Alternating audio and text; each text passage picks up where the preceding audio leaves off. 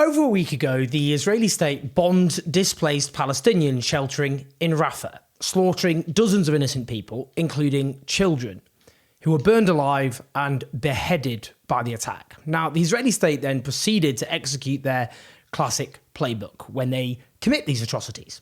Lies, deflections, distortions, gaslighting, muddying the waters, and so on, with the hope that we all move on, shrug our shoulders, full of confusion, not really knowing or understanding what actually happened. Well, we can't do that. Now, the Israeli state and its outriders tried to claim that this was a precise attack on two Hamas figures using precise munitions, that it was far from the designated humanitarian area where civilians are concentrated, that it may have been a misfired Hamas rocket, or that the explosion was triggered by stored Hamas munitions. You can hear this spokesperson of the so-called Israel Defense Forces, generally known by the Palestinian people as the Israel Occupation Forces, at the time. Sadly, following the strike due to an unforeseen circumstances, a fire ignited, tragically taking the lives of Gazan civilians nearby.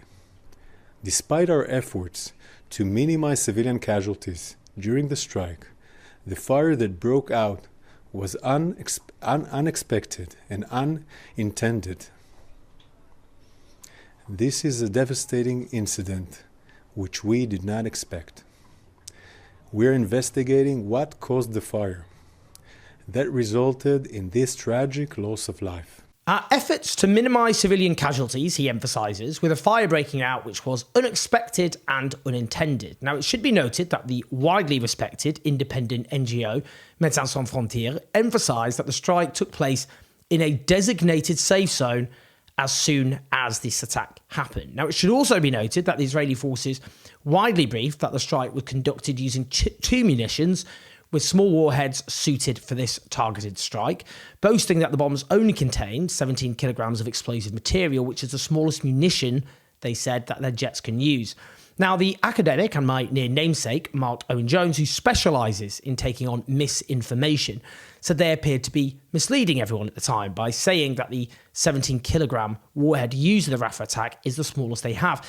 He says small doesn't mean not powerful. The 17-kilogram warhead uses AFX 757. AFX 757 was introduced as a more powerful explosive than that used previously, adding 22 kilos of AFX 757, he says, is equivalent to 87 kilograms of previously used explosives. So it sounds small, but is enough to generate a powerful explosion. He also added that with Israel carrying out a targeted assassination, they could have probably used something like Hellfire RNX with pop-up blades instead of explosives that they've used similar before, but in this case they used high explosives they tried then to suggest were small. He also points to the map of the area and the strike published by the IDF themselves, indicating that the blast radius would have impacted something 100 metres away from the impact, and that would mean the radius covers a huge amount of displaced people's tents. Now, the IDF claim rests with the idea that their so-called precision strike caused Hamas munitions to detonate 100 metres away. He has also noted no evidence has been offered up that Hamas munitions detonated, even if they had 100 metres away. That's not precision by any meaningful definition of that word. Now, while we're discussing this, we should note that Joe Biden made a major offensive on Rafah, a supposed red line of his, saying that if it was crossed, then the US would review certain weapons it was handing to Israel. After this massacre, he claimed his entirely meaningless nonsense red line hadn't been crossed. It then transpired that the Israeli strike, which slaughtered these civilians, used munitions manufactured in, you guessed it, the United States of America. Now, CNN has found images of 4 explosive weapons, which it geolocated to the scene of the strike in Rafah, which experts identified as the tail of a US-made GBU-39 small diameter bomb. That's manufactured by Boeing. Now, in theory, these are, according to the explosive weapons expert Chris Cobb-Smith, designed to attack strategically important point targets with low collateral damage. But then he adds a crucial clarifier. Using any munition, even of this size, will always incur risks in a densely populated area. The reason this is a crucial point is that the reason Biden was forced to issue his so-called red line after suffering a huge political cost in the run-up to the presidential election after facilitating genocide is because Rafah is where the majority of Gaza's population were forced to flee under threat of violence, supposedly because it was safe. And that even despite citizens fleeing there subsequently, it was accepted that there was no safe way to attack Rafah because of the concentration of people there. You cannot drive a truck through a crowded street and then claim you're driving safely. Now, in classic fashion, the Israeli claims have been falling apart, albeit long enough after the atrocity for attention to have moved on. That's why we're doing this video. We can't move on. The Israeli newspaper Haaretz have a new article entitled "Bad Planning, Poor Intel, How Israel Struck Crowded Rafah Refugee Camp, Killing Dozens." Now, this article is, I would say, very important. They report that satellite images and an Israeli army probe indicate that the IDF failed to properly evaluate the damage that the strike on 2 senior Hamas officials would cause. The 2 shacks the IDF targeted, they say, were part of dense makeshift accommodation, later found to have housed dozens of civilians. Dire planning was found to be the cause of this bloodbath. According to this military investigation, there were preliminary inspections made to ensure there weren't civilians in the compound where the 2 Hamas leaders were staying, but no such verification was made about the nearby shacks, which were made of thin metal. Well, that's just absurd, isn't it? Why wouldn't you check that? I'm not a military expert, but that seems like a rather obvious thing to do in those circumstances. Haaretz adds that the makeshift accommodation where the 2 Hamas members were staying was part of a compound made of 13 similar shacks with a small distance of just 1 to 2 meters between them. 3 other nearby shacks were also consumed with fire. Whilst the IDF unusually revealed the specific type of weapons used, again, warheads weighing 17 kilograms, Haaretz notes that the total weight of each of the 2 bombs dropped in the shack was about 100 kilograms. A pretty sizable difference from the claim, that, isn't it? They write, such a strike's peripheral damage reaches a radius of several meters, a figure that should have been considered before the attack, considering the possibility that there were indeed uninvolved civilians staying in the nearby compound. Now, sources in Israel's defense establishment said there were issues with the pre-strike planning. I think it's worth zoning in on that point. The International Criminal Court chief prosecutor has just issued requests for arrest warrants for Israel's prime minister and his defense minister. The International Court of Justice has issued a legally binding rule ordering Israel to cease its Rafah offensive.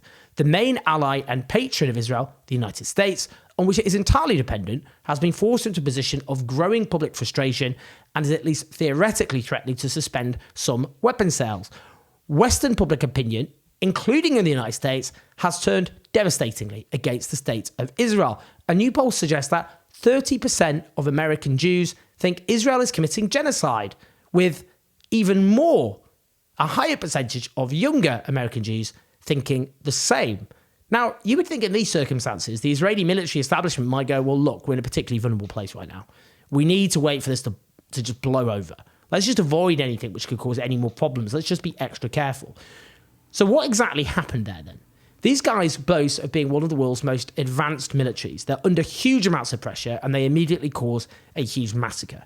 Now look, let's be clear. The Israeli state clearly has no respect for the basic humanity of the Palestinian people. It's utterly dehumanized them repeatedly, which of course is a precondition for genocide.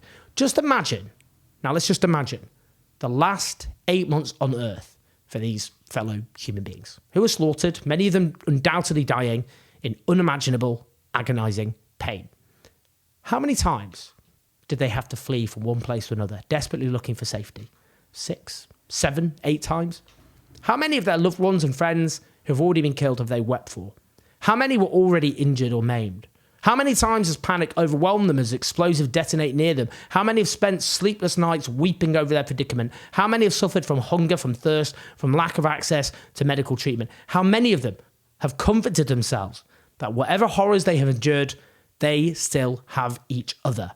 Miserable, desperate months, full of terror, full of suffering, and then they were all wiped from the face of the earth in agonizing pain by an Israeli state which has contempt for the Palestinian people as a whole, who they want rid of. This was a criminal act. One more crime, but never, never let us say just another crime. Because as soon as we become desensitized, as soon as we allow this to be normalized, well, then they really have one. So when these atrocities are committed, let's not forget them. And let's not let the Israeli state deflect and dissemble and gaslight and obfuscate and then hope we all just forget, left bewildered by what's true and what's not true in the so-called fog of war. Each of the Palestinians who were butchered by the Israeli state, each of their lives matter. and those who stole those lives should be held account for each and every one. Please like and subscribe. Do leave your comments.